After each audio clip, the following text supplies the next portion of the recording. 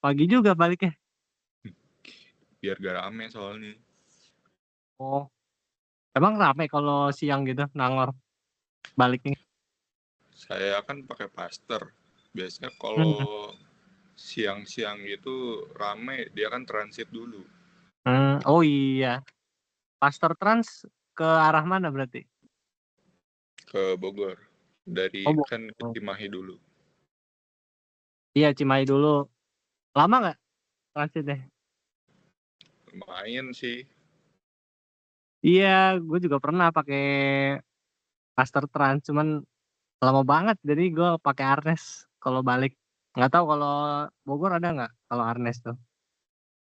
Nggak ada Paster doang makanya.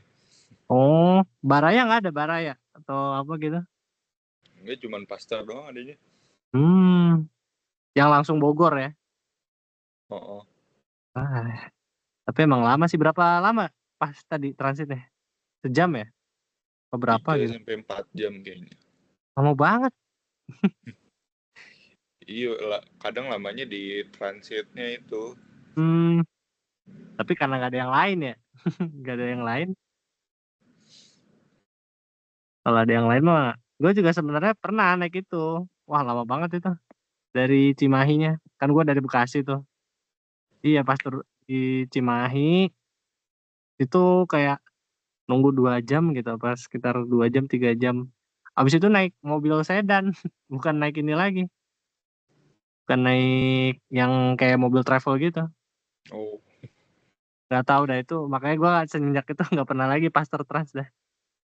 Lama banget. Oke. Kemarin kuis sudah dibagiin belum? Kuis atau belum? nilainya sih belum ya. Penasaran ya? Katanya abis lebaran paling pas Oh, habis pertemuan. lebaran. Habis apa? eh yang pertemuan pertama yang luring abis lebaran baru dikasih nilainya. Iya. Itu menjelang UTS juga kan? Iya, Ya kan? UTS tanggal berapa? April awal ya? kalau nggak salah sebulan abis ini deh. Oh, habis lebaran. Eh, iya April kalau nggak salah deh. April kan berarti kan? Bulan depan kan? Awal April kayaknya deh. Udah dibagiin bukannya di email stay? Udah dapat email stay kan? Iya. Kalau nggak salah dibagiin sama adminnya deh. Di email STD stay. Oh saya jarang ngecek sih kalau yang STD. Nah, itu Itu emang gue buat apa ngeliat sih? aja. Kenapa? Itu emang yang STD buat apa? Ya itu nanti kalau misalkan praktikum pakai emailnya pakai yang std.stay atau kadang-kadang pengumuman tubes tuh biasanya di situ. Baru pakainya mungkin nanti ya kalau udah semester atas ya. Nggak tahu kalau semester 2 gue juga emang jarang sih. Paling pas Alpro, Alpro tuh nanti kepake kalau pengumuman-pengumuman di situ. Gitu sih. Hmm, BTW, ini materinya ini ya dari induksi langsung aljabar boolean ya. iya. Bukannya ada ini ya barisan deret rekursi itu gimana? Keluar gak itu? Itu kayaknya abis aljabar boolean deh. Oh, gitu ya. Soalnya kalau gua sebelum boolean itu dulu barisan rekursi dulu. Hmm, Ini berarti boolean dulu ya. iya boolean dulu. Oke, oke. Induksi gimana? Gampang nggak kemarin? Coba. Saya sih nggak merhatiin ya, soalnya lagi kuis soalnya. Oh, oh, kuisnya di akhir. Iya di akhir. Oh, jadi nggak merhatiin. Nah, Oke, oke. Ya udah. Coba ya. Induksi sih satu pertemuan kelar kan? iya pertemuan kok. Karena emang nggak terlalu banyak sih induksi ya. Oke, coba kita bahas ya. Oke.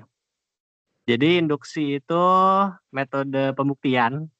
Jadi kalau misalkan ada pembuktian-pembuktian, itu biasanya pakai salah satu metodenya pakai induksi matematik gitu ya. Tapi kalau kita lihat ya, misalkan contohnya gini ya. Pembuktiannya buktikan bahwa jumlah n buah bilangan bulat positif pertama adalah n plus 1/2. Atau misalkan ini, buktikan bahwa jumlah n buah bilangan ganjil positif pertama adalah n kuadrat. Nah, jadi kalau misalkan dilihat nih, ada kesamaan dari permasalahan-permasalahan yang mau dibuktiin dengan induksi matematik, yaitu permasalahannya biasanya hanya melibatkan bilangan integer. Jadi bilangan bulat. Jadi induksi matematik itu cuman bisa digunakan untuk kasus-kasus pada bilangan bulat gitu. Contoh yang lain kayak gini, ya. Kan kalau kita lihat setiap bilangan bulat positif lebih dari 2 dapat dinyatakan sebagai perkalian dari satu atau lebih bilangan prima, ya kan? Atau untuk semua n lebih dari 1, n pangkat 3 plus 2n kelipatan 3, ya. Ini kan nggak bisa dong kalau misalkan bilangan real kan, kelipatan 3, ya kan? Itu pasti cuman bisa kalau bilangannya adalah bilangan bulat gitu. Atau misalkan ini, ya ini kan permasalahan kombinatorik kan, atau ini ya juga sama, ini juga sama, ya. Nah, coba kita lihat ya. Jadi dengan induksi matematik kita bisa mengurangi langkah-langkah pembuktian. Jadi kalau kita lihat di sini kan secara manualnya kita harus cek sampai berapa? Ya sampai untuk semua n lebih dari 1 kan, kalau manual gitu ya. Tapi kalau misalkan dengan induksi matematik kita cuman membuktikan kebenarannya itu kita hanya buktikan dengan beberapa langkah saja kita bisa buktikan secara general gitu. Nah, jadi kalau tanpa induksi kita mencoba semua bilangan bulat, ya which is nggak mungkin. Oke. Contoh begini ya, paling sederhana kalau ini belum induksinya ya. Kalau secara intuitifnya buktikan bahwa jumlah n buah bilangan positif ganjil jumlahan dari n buah bilangan ganjil positif pertama adalah n kuadrat. Jadi kan maksudnya adalah dia bilang kalau ada 1 tambah 3 tambah 5 tambah 7 sampai kan ini bilangan ganjil ya. Kalau bilangan ganjil itu kan bisa dinyatakan sebagai 2n plus 1 ya kan? Ya. Ini jumlahnya itu pasti adalah n kuadrat. Nah, jadi kalau kita lihat ya eee, ya bisa aja gitu misalkan kita uji itu misalkan n sama dengan 1. Kalau untuk n sama dengan 1 ya kan, berarti ya jumlahannya adalah 1 gitu. Nah, sekarang kita bandingin sama yang pakai rumus n kuadrat. Jumlahannya berarti 1 dikuadrat, which is 1, ini benar. Kalau misalkan 2 berarti 1 tambah untuk n sama dengan 2 kan berarti, sukunya ada 2 ya, 1 tambah 3 kan, berarti 4. N kuadrat berarti 2 kuadrat, sama kan? Nah, cuman kalau kita lihat ini manualnya intuitifnya ya nggak mungkin dong kita cek mau kita cek sampai n sama dengan 1.000.000, ya kita belum bisa membuktikan bahwa untuk semua bilangan ganjil positif pertama jumlahnya n kuadrat. Karena maunya apapun n-nya, n semiliar kayak n setriliun pasti harus dia n kuadrat gitu. Nah, caranya gimana? Berarti kita pakai induksi matematik gitu kan. Udah pernah dapat induksi di SMA? Belum. Itu Belum pernah? bukannya 2n-1 ya? 2n-1 apa 2n+1? Kayaknya gue lupa deh. Kalau kayak 2n+1 deh. 2n+1 bukan? N-nya sama dengan 3 kan harusnya kan 5. Berarti kan iya kan? Iya kan? Oh, iya. Kalau n-nya sama dengan oh iya benar, 2n-1 ya. 2n-1. Karena kalau n-nya 1 berarti jadinya 1 ya. Kalau n-nya 2 berarti jadi 3 sesuai sama ini ya. Oh iya, oke. Benar, 2n-1. Sebenarnya ya 2n+1 juga menyatakan bilangan ganjil sih. Cuman kan kalau misalkan nyesuaiin sama suku-suku di sini lebih cocok pakai 2n-1 ya. Karena kan 2n-1 itu ya 2n+1 sama 2n-1 kan 2n-1 itu kalau ditambah 2 itu kan jadinya 2n+1 kan. Nah, ini kan ganjil. Anggap asumsi ganjil tambah genap. Ganjil tambah genap kan ganjil lagi kan? Ya nggak? Nah, ya udah berarti sama-sama sebenarnya sama gitu ya, sama-sama ganjil. Cuman kalau buat yang ini ya benar pakai 2n+1. Oke. Nah, prinsipnya gimana induksi itu? Jadi kalau misalkan kita punya Pn dia adalah perihal pernyataan bilangan bulat positif, maka untuk membuktikan PN benar untuk semua PN, kita buktikan dengan cara pertama untuk base case-nya, ini basisnya ya. Jadi P1 benar itu kita sebut sebagai kasus basis. Nah, kalau misalkan yang kedua, kita ini adalah namanya langkah induksinya. Kalau langkah induksi, kalau PN benar, PN plus 1 juga benar, ya. Jadi asumsinya kita nyatakan bahwa PN benar, maka PN plus 1 juga benar. Untuk setiap N lebih dari 1 gitu. Nah, kebayang nggak kenapa dengan membuktikan si P1 benar sama PN benar, maka PN plus 1 benar, itu artinya semua N jadi benar. Itu kebayang nggak? Kayak gimana? Ya kata Parin sih kayak domino gitu sih. Domino, ya kan? Ya kan? Ini ada juga kayak ilustrasinya deh. Nah ini tadi ya, jadi langkah 1 itu disebut sebagai basis, langkah yang kedua tadi sebagai langkah induksi. Jadi langkah induksi itu namanya hipotesis. Jadi hipotesis induksi gitu. Ya, jadi kalau misalkan kita bisa menunjukkan bahwa kedua langkah tersebut benar, berarti PN benar untuk semua bilangan bulat positif N gitu ya.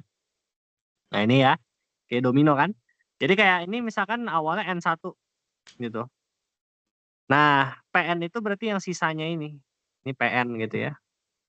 Nah, asumsikan misalkan ada lagi dominonya gitu. Jadi kalau PN benar itu berarti dominonya kayak jatuh gitu. Jadi kalau N1 benar, berarti dia jatuh tuh. Nah, PN benar berarti ini semua jatuh. Nah, kalau kita bisa membuktikan si PN plus 1-nya juga jatuh, berarti kita bisa bentuk lagi dong PN plus 2, ya kan? Jatuh lagi. Jadi kayak ini PN baru, ini PN plus 1 lagi gitu. Ya nggak? Kan bisa lagi kan kayak gitu? Ditambah lagi ini PN plus 2. Jadi jatuh lagi gitu. Nah, jadi efek domino tuh dari situ gitu sebetulnya. Oke, contoh begini. Ya, ini paling gampang. Ya. Nah, ini tapi ingat dulu ya, ini adalah induksi yang sederhana. Artinya base case-nya pasti adalah untuk P1. Jadi base case-nya N-nya sama dengan 1. Itu untuk yang sederhana ya. Nah, contoh yang bisa kita terapkan sederhana itu misalkan ini. Buktikan bahwa jumlah N bilangan bulat positif pertama adalah N plus 1 per 2. Berarti yang mau dinyatakan adalah 1 tambah 2 sampai N ya. Itu dia bilang sama dengan N plus 1 per 2 ya nggak? Nah, berarti pertama adalah kita buat basisnya dulu. Kita buktikan basisnya. Kalau dengan yang sederhana berarti basisnya N sama dengan 1. Nah, untuk N sama dengan 1, 1 itu sama dengan 1 tambah 1 bagi 2. Which is 1 kan? Ini bener kan? Nah, sekarang langkah induksinya. Langkah induksinya berarti asumsikan PN benar. PN benar yaitu apa PN? 1 tambah 2 sampai dengan N itu adalah N plus 1 per 2. Berarti PN plus 1-nya gimana untuk membuktikannya? Nah, PN plus 1 itu kan ekspresi yang di kirinya itu adalah 1 tambah 2 tambah N plus 1, ya kan? Nah, kita ingin membuktikan bahwa dia harus sama dengan apa? Kalau untuk N plus 1, kita harus membuktikan bahwa dia adalah N plus 1, N plus 2 bagi 2. Nah, tugas kita adalah memunculkan si ekspresi ini ke dalam si PN plus 1-nya. Nah, menurut hipotesis induksi, 1, 2, sampai N itu apa? Adalah N plus 1 per 2, ya kan? Menurut hipotesis. Ya kan? Ditambah N plus 1. Nah, sekarang kita samain penyebutnya. Berarti ini jadinya N plus 1, 2 N plus 1, ya kan? Bagi 2, bener nggak? Berarti ini jadinya N plus 1-nya bisa dikeluarin, N plus 1, N plus 2 bagi 2, ya nggak? Ya, which is inilah yang mau dibuktikan kan? Nah, berarti terbukti tuh. Udah dari situ terbukti. Itu aja, simpel. Ya. Oke. Nah, ini tadi sama kan? N plus 1 jadinya ini apa nih? N plus 2 kan ini, N plus 2 bagi 2. Oke. Oke. Kebayang? Aman? Aman, aman. Nah, ini masih simpel, yang sederhana. Contoh lagi, gunakan untuk induksi matematik untuk menunjukkan bahwa yang tadi kan, jumlah N2 bilangan ganjil positif pertama adalah N kuadrat. Nah, ini pakai tadi kan, 2N-1. Ya udah, sama basisnya. Oke, basisnya kita pakai yang ini aja ya. Kalau untuk N sama dengan 1, berarti jumlahannya adalah 1 sama dengan 1 kuadrat. Ya. Nah, sekarang langkah induksinya gimana? Langkah induksinya, berarti asumsikan PN benar. PN itu apa tadi? 1 tambah 3 tambah sampai 2N-1. Itu sama dengan N kuadrat. Ya. Kalau kita asumsikan dia benar, maka PN plus 1 itu adalah harusnya itu adalah, maka PN plus 1 itu 1 tambah 3 tambah 5 2N-1 ditambah 2N plus 1, ya kan? Benar nggak? Nah, ini kita harus tunjukkan bahwa dia sama dengan apa? Sama dengan N plus 1 kuadrat, ya kan? Iya. Nah, bisa nggak kita lakuin itu?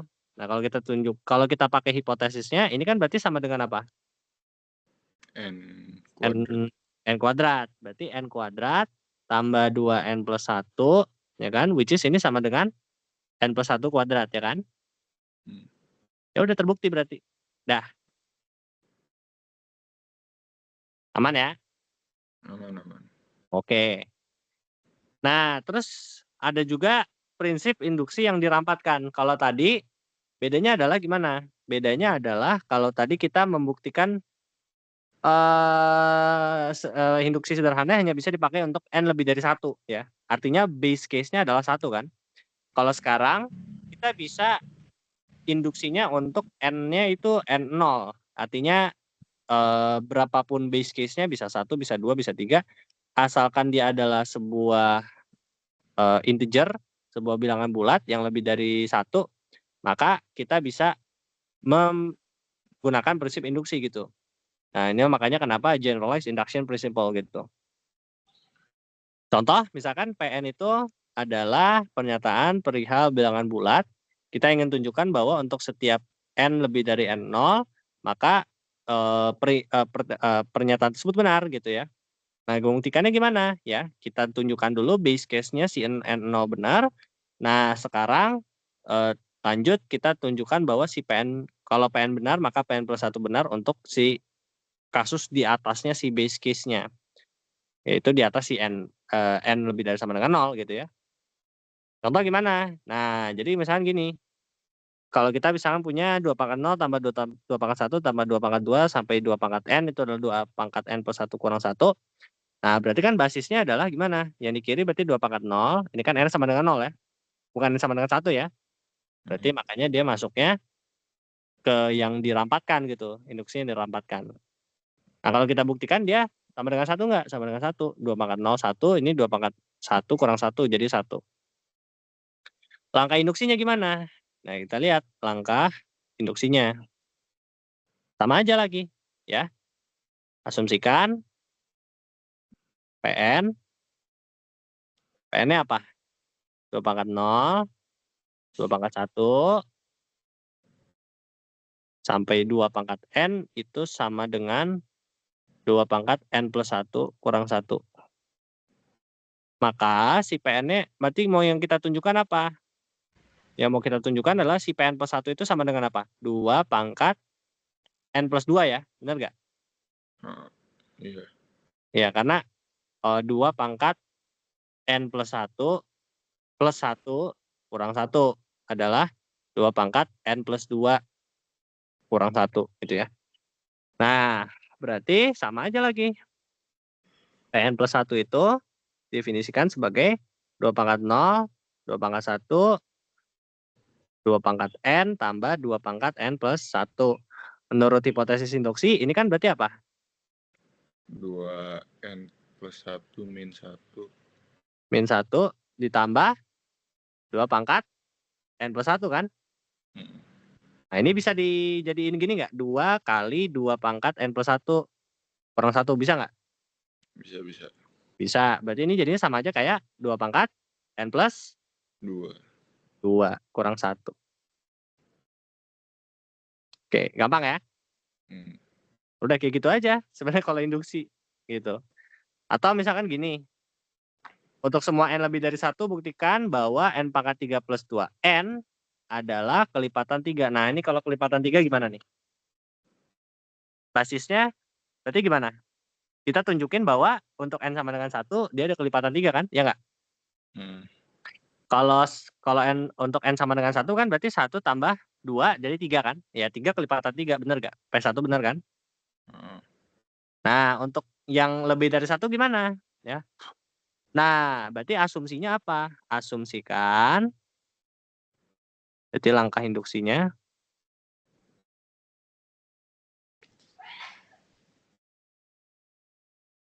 Langkah induksinya. Asumsikan PN-nya benar. Which is N pangkat 3 plus 2N habis kelipatan 3 ya. Kelipatan 3. Maka apa? Maka PN plus 1-nya apa? PN plus 1 itu adalah N plus 1 pangkat 3 tambah 2 N plus 1. Nah ini gimana cara kita menunjukkan bahwa dia kelipatan 3? Ituin dulu apa sih? Sederhanain dulu. Sederhanain atau di ekspansi nggak sih? Iya. Nah berarti ini jadi gimana? Ntar kalau bilangan kubik diituin dulu sih. N kuadrat plus 2N plus 1 kali 2N kali N plus 1. Boleh. Atau bisa langsung pakai segitiga Pascal nggak? Ingat nggak? Oh enggak. Lupa emang ada. Oh sebenarnya bisa gini. Jadi kalau segitiga Pascal itu N pangkat 3 tambah, kan kalau N pangkat 3 itu 1, 3, 3, 1 tuh untuk yang ketiga kan. Kan 1, 1, 1, 1, 2, 1 ya kan. Ini 0, 1, 2 gitu. Nah ini kalau pangkat 3, 1, 3, 3, 1. Jadinya ini N pangkat 3, terus nurun nih. N pangkat 2, sukunya adalah 3. Kemudian ini N, ini 3, ini 1. Nah itu trik aja sih. Tapi bisa juga kayak gitu. Kan N kuadrat plus 2N plus 1. N plus 1 gitu kan ya. Ya sama aja sebenarnya. N pangkat 3 tambah N kuadrat ya kan. Tambah 2N kuadrat tambah 2N ya kan. Tambah N plus 1 ya kan. Sama kan. N pangkat 3 tambah 3N kuadrat tambah 3N tambah 1 ya kan. Itu untuk N plus 1 aja atau bisa yang lain juga? Bisa yang lain juga. Bisa yang lain juga. Oke. Bentar. Sama nggak ya? Sama kan ya? Sama. Oke. Harusnya bisa sih. Tapi kalau mau aman ya, kalau mau aman gitu. Kalau mau aman boleh lah. Boleh diekspansi aja. Oke. Nah ini ditambah berapa? 2N plus 2 ya? Habis itu gimana?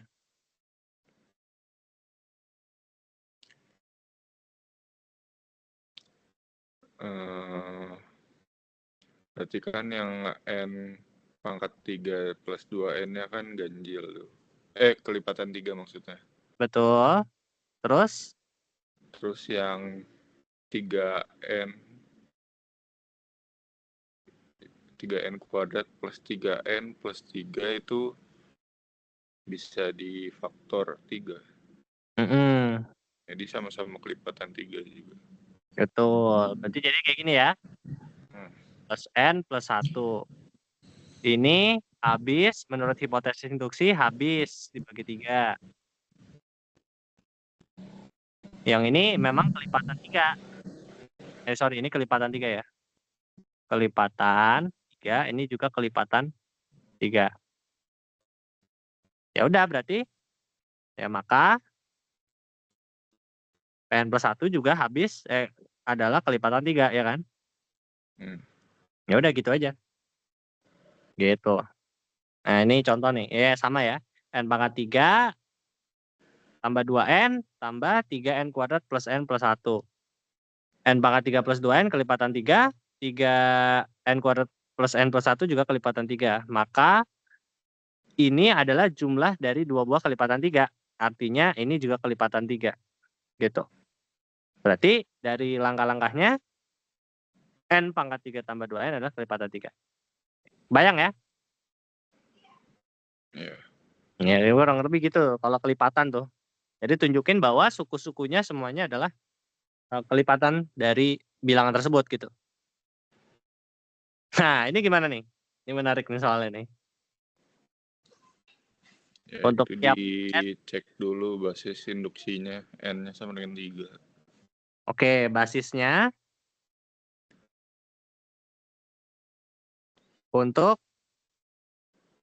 N sama dengan 3. Berarti kan kita bikin segitiga kan? Poligon segitiga kan? Poligon N sisi, 3 sisi kan berarti segitiga ya nggak? Untuk N sama dengan 3, maka akan terbentuk sebuah segitiga kan? Iya. Dengan total sisinya berapa? Total derajatnya berapa sudutnya? 180. Which is sesuai nggak dengan si hipotesisnya? Iya benar. Ini sama dengan 180. 3 kurang 2 derajat. Which is 180 derajat. Oke. Induksinya gimana? Untuk N lebih dari 3. Ya, berarti Asumsinya kan kalau N sisi berarti rumusnya berlaku kan? Untuk N sisi berarti total sudutnya adalah 180 N-2 derajat, ya kan? ya. Berarti sebenarnya gini, misalkan kita punya gambar dulu lah. Kita anggap aja ini sembarang, sembarang sisi gitu ya.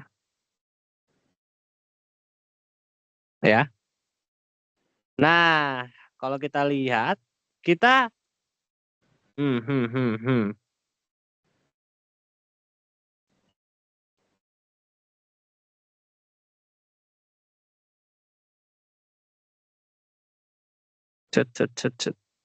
Oke, bentar. Kita coba lihat ya, apa yang mau kita buktikan dulu. Yang mau kita buktikan berarti apa? 180 derajat. 180. Ini berarti tadi belum tulis ya. Tunjukkan. Akan ditunjukkan untuk PN plus 1. Itu berarti totalnya berapa? 180 min 1. N min 1. 1 derajat, ya kan? Nah, sebenarnya gini triknya. Misalkan kita bikin secara umum, kita bikin tanpa mengurangi keumuman ya, kita bikin N sisi lah ya. Tapi ya kita bikin di sini sebenarnya 5 lah. 2, 3, 4, 5 gitu. Ya. Nah, kalau kita lihat sini ya. Totalnya ini kan sebetulnya bisa kita buat sebuah segitiga ya kan. Dari si poligon ini, katakanlah poligon N sisi gitu. Dan itu untuk bisa dibikin kan, kita dari poligon berapapun sisi pasti dia bisa dibikin segitiga kan, benar nggak? Iya. Karena kan tinggal kita tarik garis aja dari sisi-sisinya kita bikin kita konekin tiga buah titik kan, ya nggak? Itu kan Iya. segitiga kan definisinya. Jadi karena ini dan jumlah sudutnya itu lebih dari 3, maka dijamin akan bisa dibuat sebuah segitiga gitu. Nah, ini misalkan n+1 nih. Ini kan misalkan n. Terus kita bikin n+1 gitu. Jadi nanti kurang lebih tambahannya akan berbentuk seperti ini. Ini akan kita bikin tambahannya ini, ini, ini, ini, ini. Misalkan gini lah, jelek. Inilah. Bentar. 1, 2, 3. Kalau 6 tuh gimana sih? 1, 2, 3, 4, 5, 6 lah misalkan gitu. Ini, gitu ya. Ya. Nah, kalau kita lihat ya, misalkan seperti ini, kita bikin, ini kan awalnya 5 sisi kan? 1, 2, 3, 4, 5 gitu ya. Misalkan ini N sisi, ini N+1 gitu. N+1 sisi. Nah, kalau kita lihat, kita bisa bikin sebuah segitiga di sini nih. Kita bikin sebuah segitiga di sini. Ya kan? Nah, ini kan jadinya 5 sisi nih. Poligon 5 sisi, ya nggak? Kalau kita lihat, ini ada tambahan segitiga ditambah poligon 5 sisi, ya kan? Ya. Ya, walaupun bentuk poligonnya aneh, tapi kan itu yang penting poligon, ya kan? Poligon itu nggak harus yang regular. Ini poligon sembarang kan? Nah, menurut hipotesis induksi kita, ini haruslah jumlahnya berapa? 180 n-1, bener nggak? n-2, ya kan? Nah, tapi ini kita mau mencari total untuk n+1. Berarti n+1 itu ditambah sama si segitiga ini. Nah, segitiga kan mau bagaimanapun pasti dia 180 derajat kan? Ya nggak? Ya. Makanya berarti akibatnya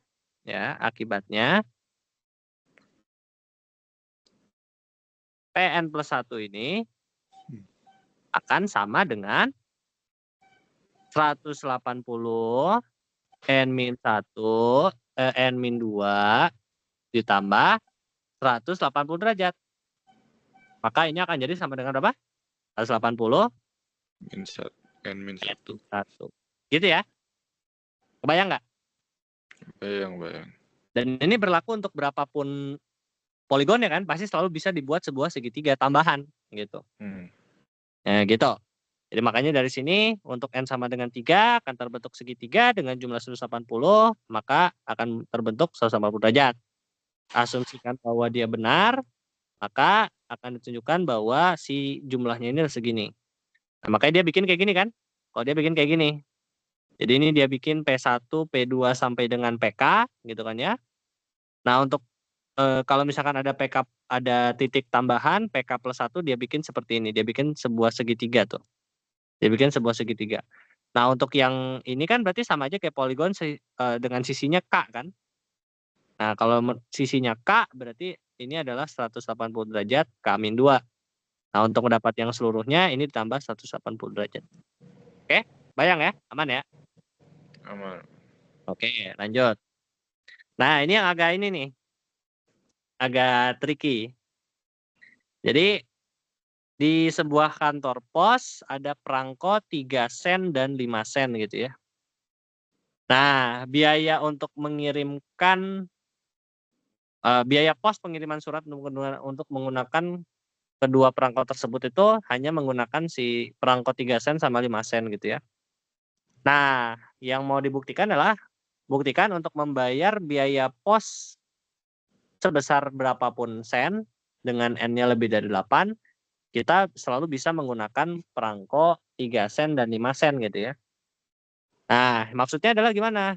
Jadi maksudnya adalah ini untuk n-nya lebih dari 8 kan? Berarti n lebih dari sama dengan 8. Berarti kalau misalkan n sama dengan 8, kita bisa menggunakan 3 dan 5 sen kan? Benar nggak? Jadi 3 plus 5 sen.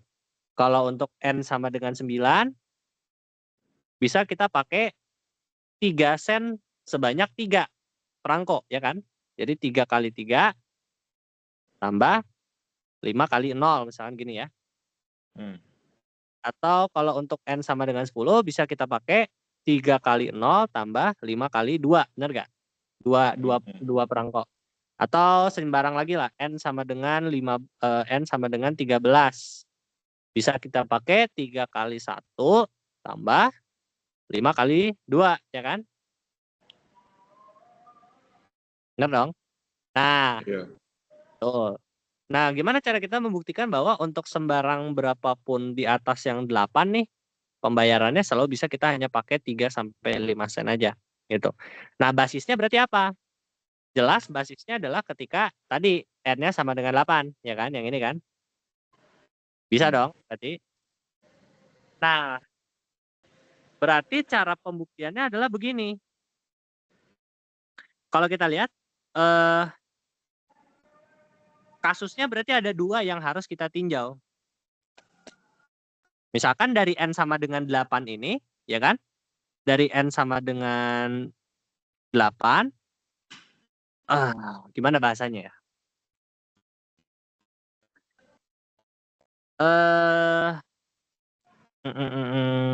Bahasanya mungkin gini ya. Jadi kasusnya itu adalah, misalkan kita udah punya perangko sebanyak 3 sen, ya kita nggak tahu jumlahnya berapa. Sama kita punya perangko 5 sen nih. Nah, untuk membuktikan bahwa untuk berapapun sen, untuk berapapun jumlah pembayaran, kita bisa membayarnya dengan hanya menggunakan 3 sen atau 5 sen. Kita harus bisa membuktikan nih, kalau misalkan kita punya hanya perangko 3 sen, maka kita bisa dari misalkan 3 sen ini digunakan untuk membayar si N sen. Itu kan ya? Nah, awalnya begitu. Nah, kita harus membuktikan bahwa kalau kita punya pembayaran sebanyak N plus 1 sen, ya, itu bisa dibayar dengan 5 sen, gitu. Dengan ditambah misalkan sebanyak 1 5 sen atau 2 5 sen gitu. Nah, sebaliknya juga ketika misalkan kita punya awalnya N sen dari si 5 sen gitu, maka dari ketika kita tambahkan sebanyak berapa sen gitu dari si 3 sen, kita bisa mencapai N plus 1. Jadi istilahnya dia saling melengkapi gitu, paham nggak? Jadi ketika si 3 sen tidak bisa meng-cover, maka si 5 sen bisa meng-cover gitu si N plus 1-nya. Atau sebaliknya, ketika 5 sen tidak bisa cover, si 3 sen bisa meng-cover agar bisa jadi N plus 1. Kebayang nggak intuisinya? Enggak. Agak susah sih emang sih. Tapi Enggak, oke. itu tiba-tiba dapat N plus 1 terus bisa jadi 3 gitu gimana? Kan Nah, harus dibuktiin dulu tuh. nah. Mungkin coba kita ke pembuktian dulu ya. Kita ke pembuktian dulu. Mungkin jadi lebih paham. Coba nanti gue jelasin ulang kalau misalkan nggak kebayang. Gitu ya. Nah, maksudnya memang aneh. Gimana caranya dari N dikurangi 3 sen, ditambahin 3 sen bisa jadi N plus 1. Harusnya N plus 3 ya kan? Maksud lu gitu kan? Nah, mencapai N plus 1-nya ini bukan hanya dengan cara 3 sennya ditambahin sebanyak 3 sen, tapi bisa juga, kan awalnya dari 5 sen itu sebanyak N gitu ya. Nah, bisa jadi 5-nya itu dikurangin. 5-nya dikurangin tambahin 1 3 gitu. 1 perangko 3 sen gitu. Jadi bisa nggak, caranya itu nggak cuman hanya ditambahin si 3 sen aja dari yang awalnya N sen, gitu. Kalau kayak gitu ya benar, cuman jadinya nambahnya N plus 3 gitu. Tapi bisa juga dengan secara simultaneous kita menambahkan 3 sen tapi kuranginlah si 5 sen gitu. Paham nggak? Jadi caranya nggak tunggal gitu. Ya, oke, coba kita lihat dulu. Misalkan gini. Tadi untuk basisnya kita bisa membayar 8 sen ya kan, basisnya kan 8 sen. Kita bisa bayar dengan perangko 3 sen dan 5 sen kan. Nah, sekarang andaikan si PN-nya benar, yaitu kita bisa membayar berapapun sen dengan hanya 3 sen dan 5 sen, ya. Basisnya berarti kan 8 ya, tadi N lebih dari 8. Nah, untuk kita harus menunjukkan bahwa PN plus 1 juga benar. Yaitu kalau misalkan kita bisa bayar 5 plus 1 sen, kita bisa membayar 51 sen dengan hanya 3 sen dan 5 sen.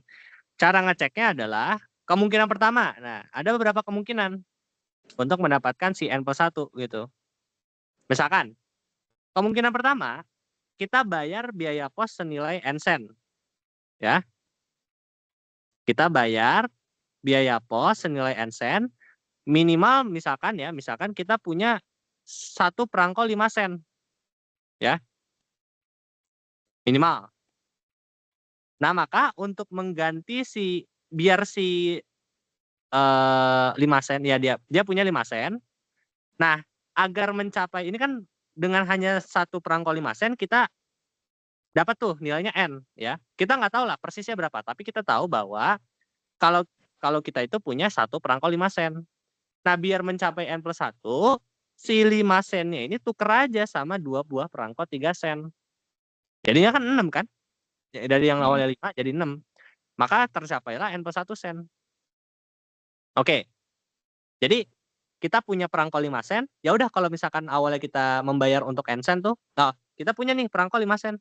Nah, biar tercapai N plus 1-nya, kita tukar si 5 sen ini dengan si 2 perangko 3 sen.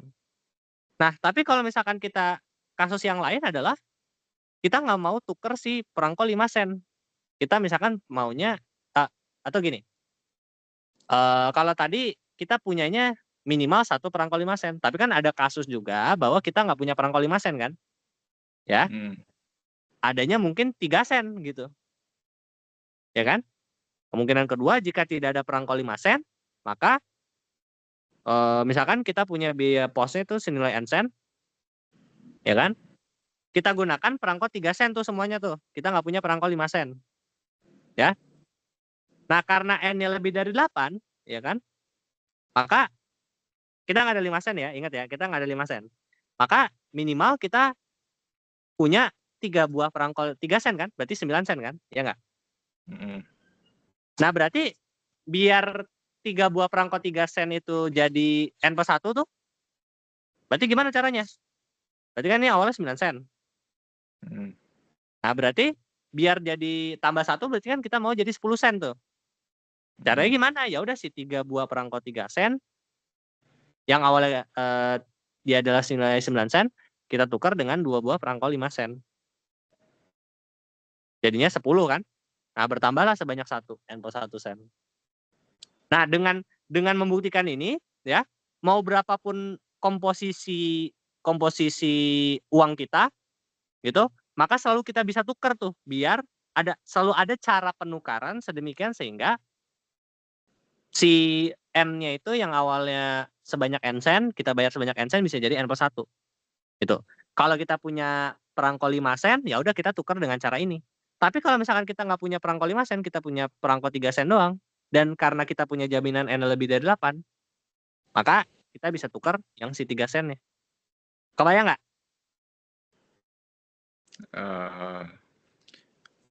Kalau dibagi kasus gini sih lumayan paham. Cuma ada contohnya gitu gak yang persis? Contoh, oke. Misalkan contoh, kita punya 17 sen. 17 sen dapat dikomposisikan menjadi? Berarti dia 9 tambah? 9 tambah 6. Bentar. Nggak bisa. Nggak bisa. Gimana tuh berarti? 12 tambah 5. Tambah 5, which is 5 tambah 3 kali 5, ya kan? Nah. Kita mau mencapai 18 sen. Nah, caranya adalah, kan kita punya uang perangko 5 sen. Tuker aja sama 2 buah perangko 3 sen. Bisa nggak? Jadinya 5 ini jadinya 3 kali 2 tambah 3 kali 5, ya nggak? Jadi nggak itu 18 sen? Jadi. Jadi.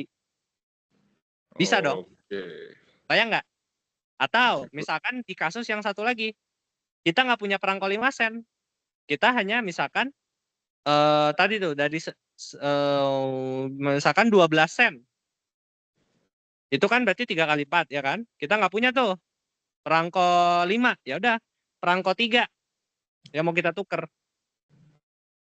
Nah, kata dia, biar menghasilkan N+1, tuker 3 buah perangko dengan 2 buah perangko 5 sen. Berarti kita bagi jadi gini. Ini kan 3 kali 4. Ya udah jadi 3 kali 3 tambah 3. Nah, 3 kali 3 ini ganti jadi 5 kali 2. Untuk jadi 13 sen. Tercapai nggak? Tercapai. Tercapai. Kebayang? Ya, kebayang. Bayang lah ya. Jadi selalu ada kasus, mau komposisinya berapapun, kita selalu punya cara penukaran sedemikian sehingga N+1 tercapai. Nah, gitu ya. Nah, tapi ya mungkin awal-awal nggak kebayang lah gitu. Tapi maksudnya adalah komposisi dari kemungkinan-kemungkinan ini. Jadi kemungkinan itu kemungkinan yang di sini sudah pasti mengcover semua case gitu. Gitu. Ya, paham ya? Jadi yang harus diperhatikan dari pembuktian untuk masalah yang kayak gini tuh, pastikan bahwa dia itu komplit, kemungkinan-kemungkinannya semua sudah dicek gitu. Ya kalau ini kan udah dicek. Ya, kalau kita punya perangko minimal 1 yang 5 tuh, ya udah kita bisa atur gitu. Nah, tapi kalau nggak ada gimana? Oh, ya udah yang 3 sennya nih berarti mainnya. Yang 3 sen bisa dicek juga, bisa diatur juga. Oke? Oke. Oke, nanti bakal lebih kebayang lah gitu. Nah, ini untuk latihan. Oke, latihan. Oke, mungkin masih ada waktu, kita coba kali ya. Oke, jadi dalam sebuah pesta, setiap tamu berjabat dengan tamu lainnya hanya sekali saja. Buktikan dengan induksi bahwa jika ada N orang tamu, maka jumlah jabat tangan yang terjadi adalah N-1/2. Berarti ini kasus basisnya apa? Nah, ini juga nih, basisnya apa? 2. N sama dengan 2. Kalau N sama dengan 2, pasti hanya terjadi 1 jabat tangan kan? Which is 1. Oh, 2 ya. Oh, berarti ini 2 ya. 2 min 1 bagi 2 ya, which is ini 1 ya. Sama ya, sesuai. Gimana kalau misalkan sekarang ada N orang? Langkahnya gimana? Langkah, asumsikan untuk N orang, jabat tangannya berarti berapa? N-1/2. Mau dibuktikan untuk N+1 orang, harus terjadi N+1 N/2, bener nggak? Nah, berarti begini, kalau ada tambahan 1 orang, ya, kalau ada tambahan 1 orang, ini kan berarti N+1, ya kan? N+1 orang. N orang, sorry. Ini N orang. Ini 1 orang, ya kan? Nah, berarti total jabat tangannya itu gimana caranya? Nah, menurut hipotesis induksi, kalau N orang itu terjadinya sebanyak N-1/2 kan? Nah, bagaimana dengan si 1 orangnya ini? Nah, si 1 orang ini akan berjabatan tangan dengan orang-orang yang di sini kan? Berapa banyak orang? N orang. N orang. Ya udah, berarti jumlah jabat tangan pada ruangan tersebut adalah si N-1/2 ditambah sama N. Karena 1 orang ini berjabatan orang dengan N orang. Karena dia bilang kan, setiap tamu berjabat tangan dengan tamu lainnya. Tepat hanya 1 kali. Gitu. Sehingga ini jadinya gimana? N-1 tambah 2N bagi 2. Jadinya gimana? Ini N kuadrat min N plus 2N. Ini jadinya N min N ya? Ya nggak? Iya. Plus n. N kuadrat plus n. Bagi 2. Which is n plus 1 bagi 2. Gitu ya. Terbukti ya. Satu orang. Ya, jadi kunciannya di situ. Oke, ini ya. Asumsinya ini 1. Kalau dia benar, buktikan bahwa n plus 1 benar ya kan. Asumsinya adalah ini. Ini langkahnya ya. Ya, tamu ke n plus 1 akan berjabat tangan dengan n kali. Dengan n orang tamu lainnya. Oke, benar ya berarti ya? Iya. Oke, gampang. Nah, ini 5 dan 6. Buktikan jawabanmu dengan prinsip induksi matematik. Oke, ini ada nggak jawabannya? Oke. Nah, ini sebenarnya ini agak susah sebenarnya ya. Untuk biaya pos berapa saja yang dapat menggunakan perangko senilai 5 dan 6. Ini sebenarnya ada teoremanya. Nanti dicari aja, namanya teorema Frobenius. Jadi teorema Frobenius itu digunakan untuk mencari, kalau tadi tuh sebelumnya kita udah tahu dari misalkan 3 sen dan 5 sen itu angkanya 8 sen minimalnya. Nah, batas ini tuh sebetulnya yang agak susah untuk kita cari kalau secara intuisi gitu ya. Nah, ada namanya teorema Frobenius. Gue lupa Frobenius itu gimana bunyinya. Kalau nggak salah batasnya itu Frobenius itu lupa lagi. Lupa. Jadi nanti dicari aja. Tapi kalau nggak salah nggak terlalu panjang sih. Kalau nggak salah mn tambah m kurang n something like that lah gitu. Kalau misalkan biayanya m, ini n gitu. Jadi batasnya ini. Nah, jadi sebetulnya nggak bisa secara intuisi ya, kalau nggak salah ya. Nggak bisa secara intuisi ya. Jadi harus pakai ini, teorema Frobenius. Tapi kita lihat lah. Di sini pun dia juga pakai intuisi gitu. Jadi kalau di sini kombinasi biaya pos dengan perangko 5 sen dan 6 sen dapat dituliskan sebagai 5M plus 6N. Ya kan jelas ya tadi ya. Kita udah nyoba. Nah, dia nih lihat dengan mencoba kombinasi nilai M dan N. Nah, dia nyoba-nyoba nih sebetulnya. Gitu. Nyoba-nyoba nilai M dan N-nya minimal harus berapa nih? Baru dia temuin nanti dapat 20 sen, 21, 22 dan seterusnya gitu. Nah, cuman nanti biasanya kalau ada soal kayak gini pakai aja langsung teorema Frobenius. Karena kalau nyoba-nyoba ya buang-buang waktu. Gitu. Karena kan pada akhirnya aim dari soalnya bukan untuk nyari batasnya berapa, tapi lebih ke membuktikannya. Ya udah, kalau misalkan udah tahu bahwa batasnya 20 ya, berarti kita buktikan kayak tadi tuh. Ya.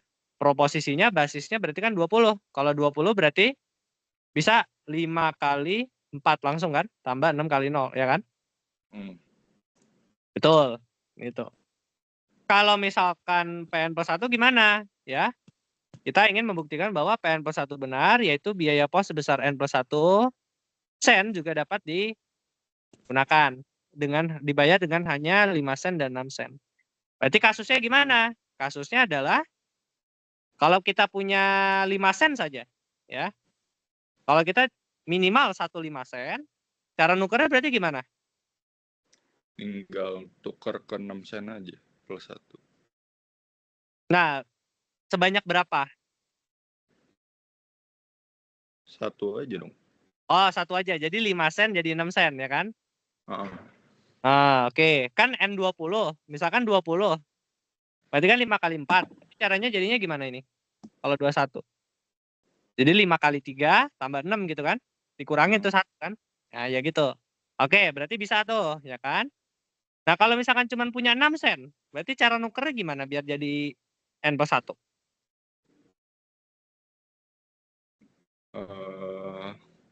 Ganti. Ingat, batasnya adalah 20. Batasnya 20. N-nya 20. Berarti kalau cuma punya 6 sen, berarti 24 kan? Nah, Iya, 24 ini. Nah, berarti ke 5 kali 5. Nah, ke 25 berarti gimana?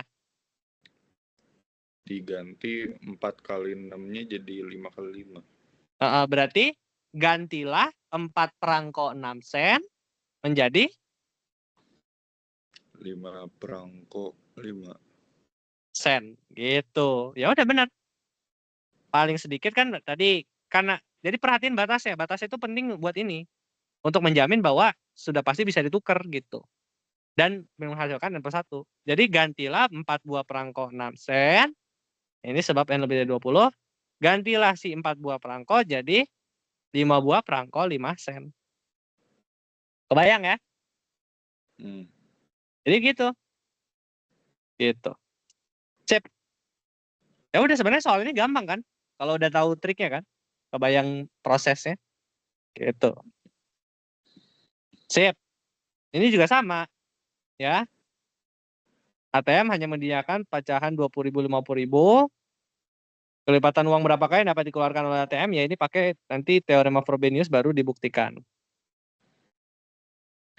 Atau kita coba yang ini, buktikan dengan induksi bahwa N pangkat 5 kurang N, tapi kayaknya nanti aja dulu. Nah, tapi ini menarik nih.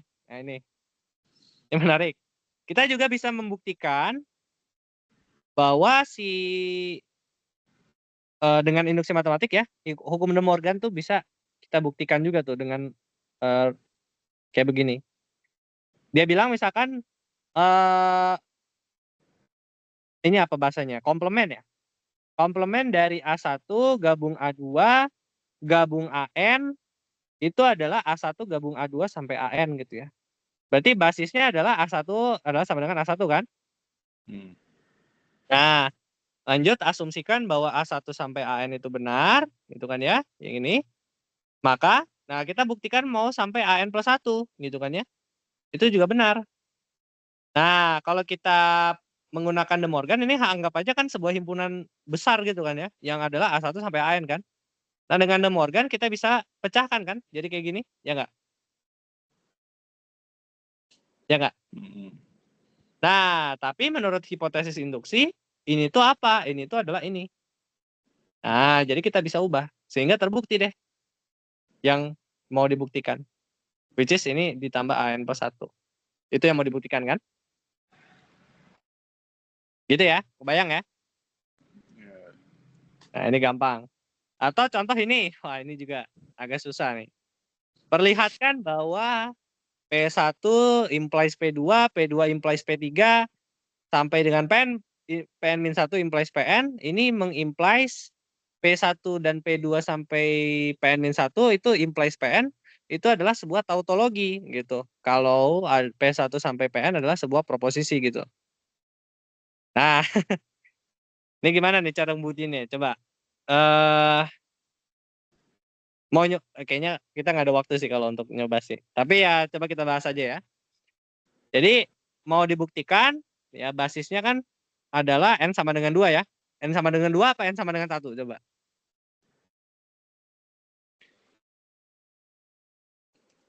Iya 2 tuh.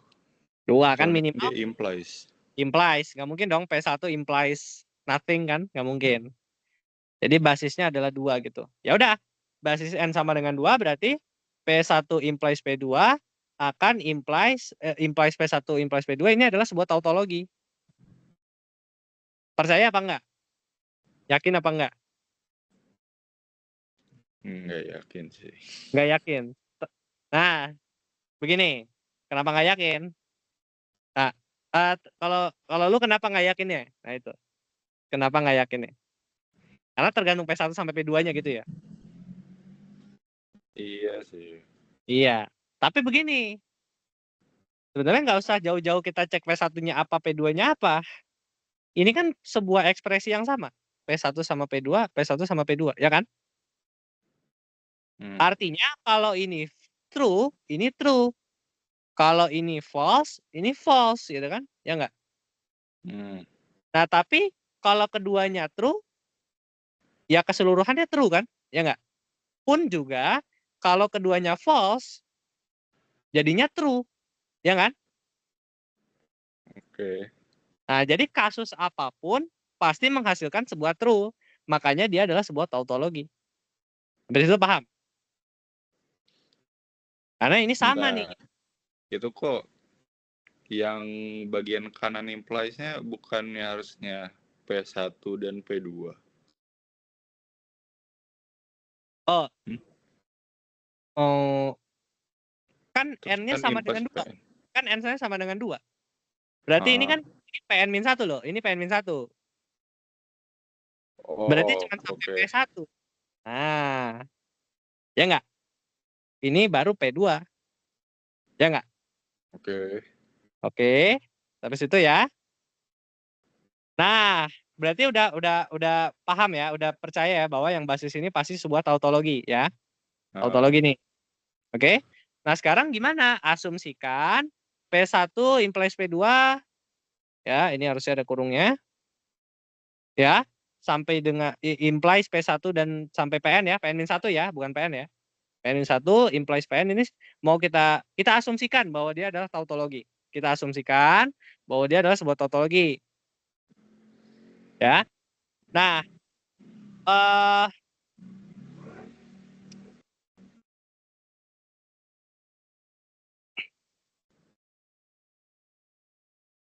nah cuma begini, walaupun ini kayaknya gimana ngejelasinnya ya. Jadi kan ini asumsinya adalah sebuah tautologi ya. Tapi kan sebetulnya begini, kalau ini adalah sebuah tautologi, maka ini kan sebetulnya nggak bukan adalah sebuah implikasi kan. Yang ini adalah yang kiri ini adalah sebuah premis, ini adalah sebuah konsekuen kan. Atau premis itu bisa juga disebut antecedent ya. Atau di sini adalah konsekuensi, konsekuennya yang kanannya ya. Nah, berarti dia tautologi kan? Ini tautologi kan? Asumsinya. Asumsinya adalah sebuah tautologi. Gitu kan ya? Nah, oke. Agak susah nih ngejelasin ya.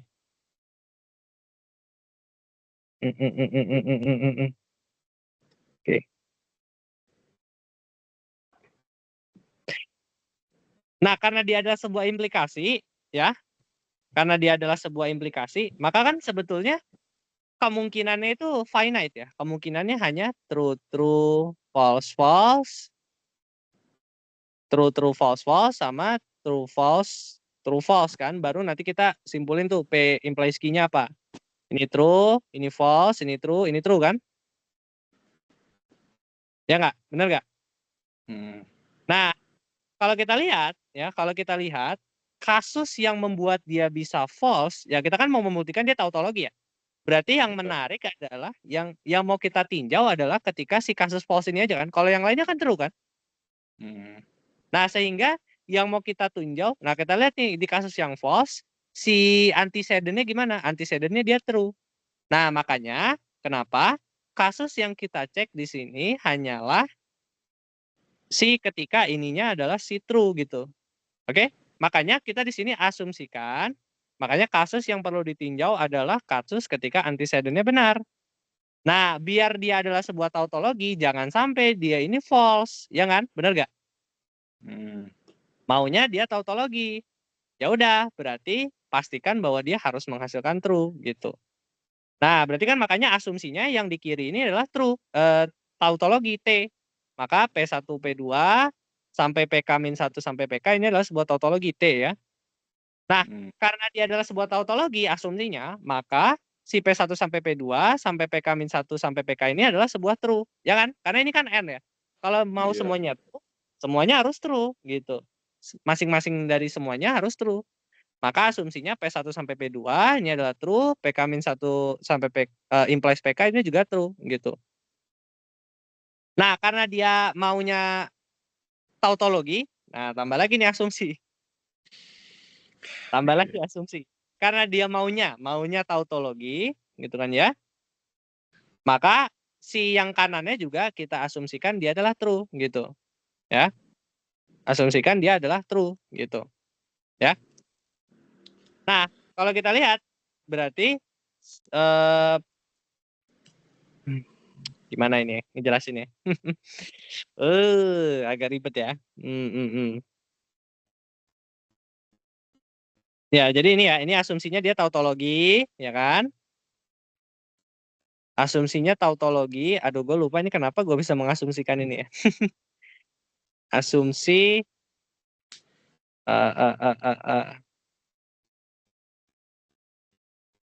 asumsinya P1 dan P2, Pn1 implies T. Oh, mungkin karena ini, karena balik lagi ya karena ini balik lagi karena ini implikasi, ya kan? Karena ini implikasi yang membuat dia tidak tautologi kan hanya ketika ininya true kan? Ya kan? Benar gak?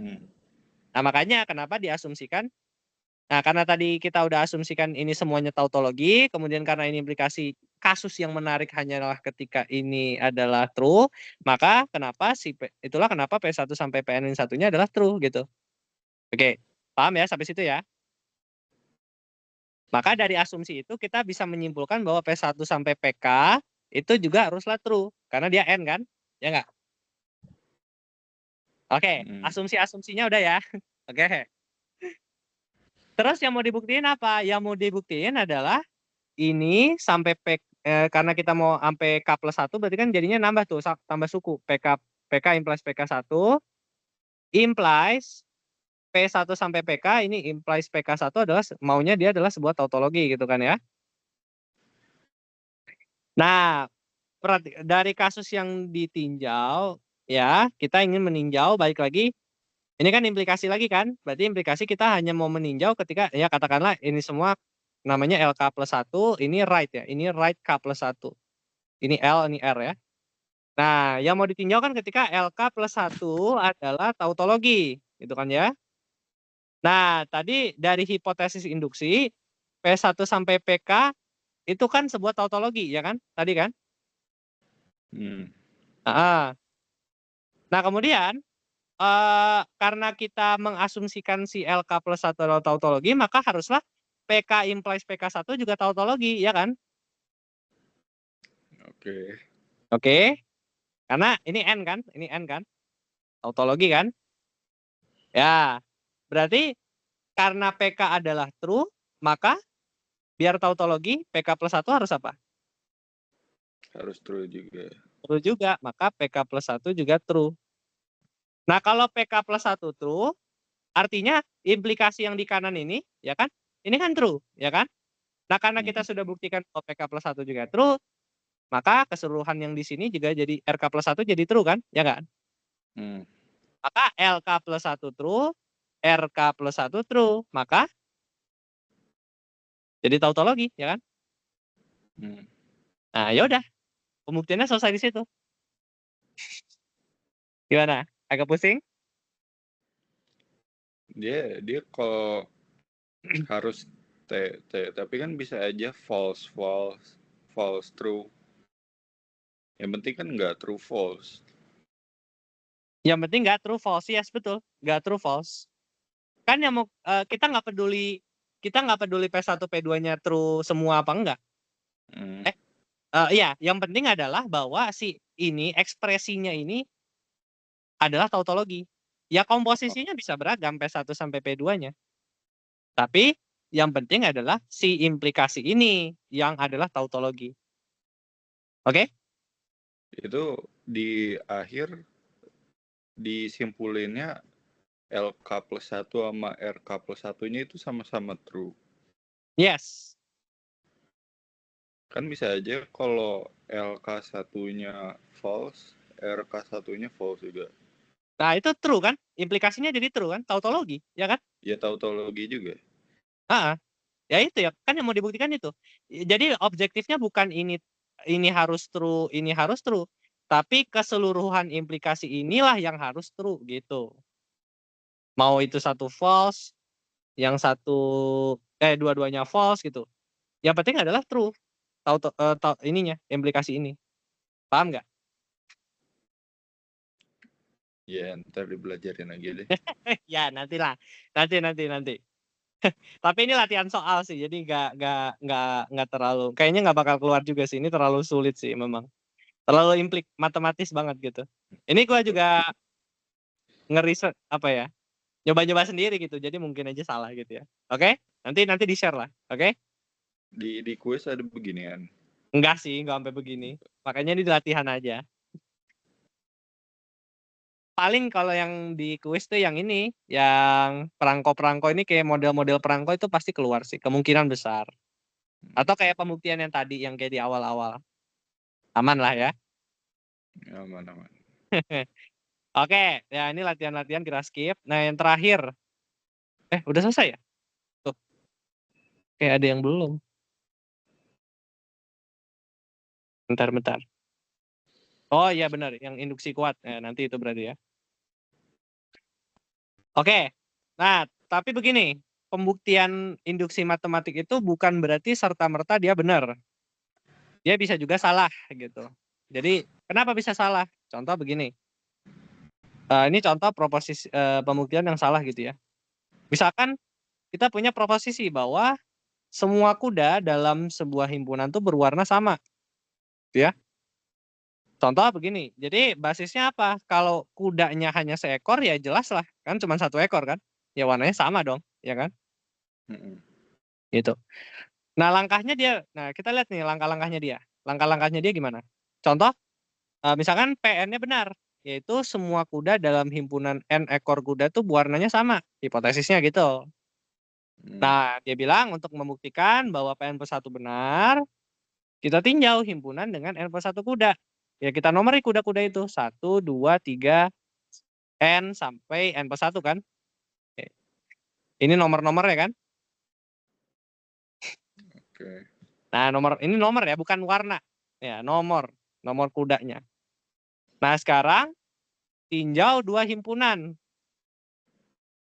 Jadi ada himpunan yang mengandung 1 sampai N kuda, ada satu himpunan besarnya sama, N ekor N juga, tapi dia tidak memuat yang satu ini. Dia nomor 2 sampai N plus 1 saja. Ya. Nah, kata dia, karena ini ukurannya N, ini ukurannya N, menurut hipotesis kan harus sama, ya kan? Menurut hipotesis, benar nggak? Karena kata dia kalau PN-nya benar, asumsinya. Gitu. Nah, dia bilang karena himpunan N kuda pertama dan himpunan N kuda terakhir beririsan, ya. Beririsan kan? Ya kan? Beririsan. Kan 2 sampai N, ini 2 sampai N. Beririsan. Maka semua N plus 1 kuda harus berwarna sama. Ini membuktikan bahwa PN plus 1 benar. Sebenarnya agak bingung juga sih kenapa ini benar ya. Jujur aja nih, kayak ngebacanya kok agak aneh gitu. Karena himpunan N kuda pertama dan himpunan N kuda terakhir beririsan, maka semua N plus 1 kuda harus berwarna sama. Kesimpulannya PN benar. Nah, kenapa nggak benernya? Karena induksinya tidak benar untuk himpunan 2 ekor kuda.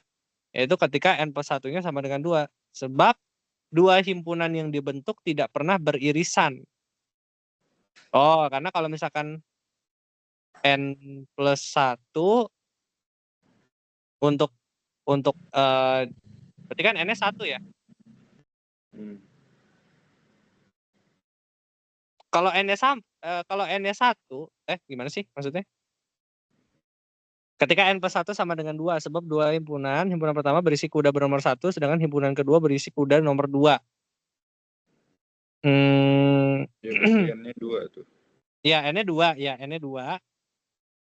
Ya kan?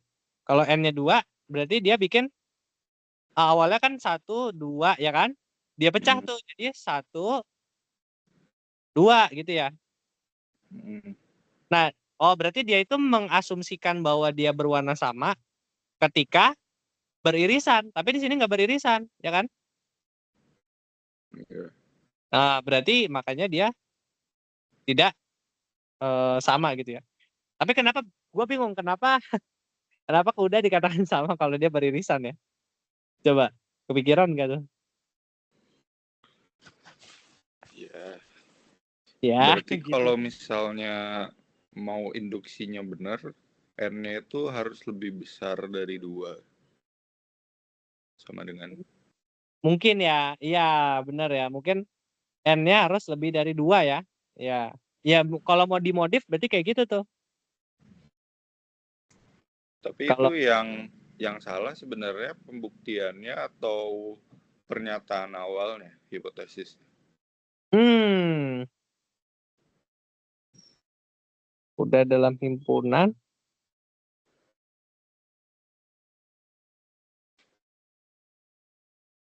Kayaknya ya, misalkan bersuku kuda untuk menentukan tinjau. Tinjau 2 himpunan, N over kuda.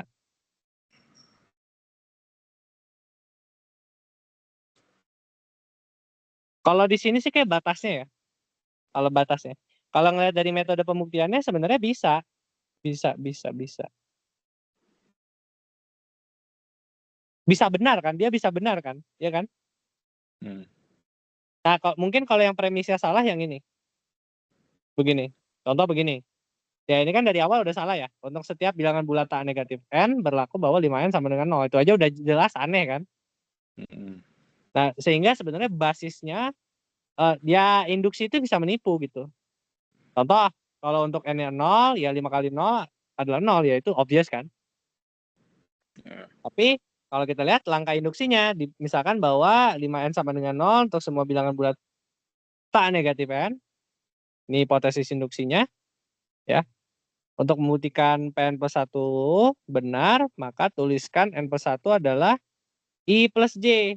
I plus J, di mana I dan J itu bilangan asli yang kurang dari N plus 1.